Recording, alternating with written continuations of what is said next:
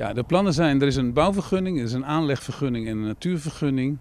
En men wil dit Saline de Vlijt veranderen. En op termijn willen ze hier een aantal dingen gaan bouwen.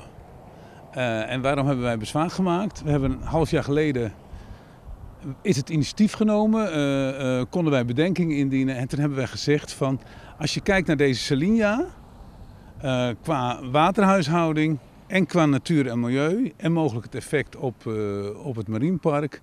Als je daar dingen gaat veranderen, moet je weten wat voor impact, wat voor effect dat heeft op het gebied van natuur, milieu en dergelijke. Toen hebben wij ook gezegd van, nou het zou heel goed zijn als er een milieueffectrapportage komt van dat je dan ziet van wat zo'n bouw voor effect heeft. Als je het gebied groter gaat maken, dieper gaat maken, kun je genoeg water opvangen en dergelijke.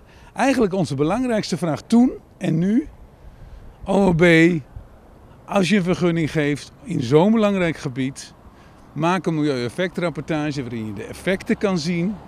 Misschien hebben we toch heel veel positieve effecten op natuur en op het milieu en op de waterhuishouding. Zodat je een goede besluit kan nemen of je een vergunning op deze manier een vergunning moet geven. Of dat je misschien de vergunning moet veranderen.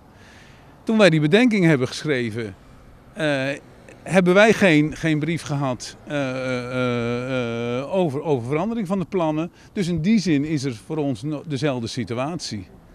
En dat is de reden waarom wij bezwaar hebben gemaakt. Ik zou het veel liever niet doen als Tinapa. Ik bedoel, dan heb je Tinapa weer die nee zegt.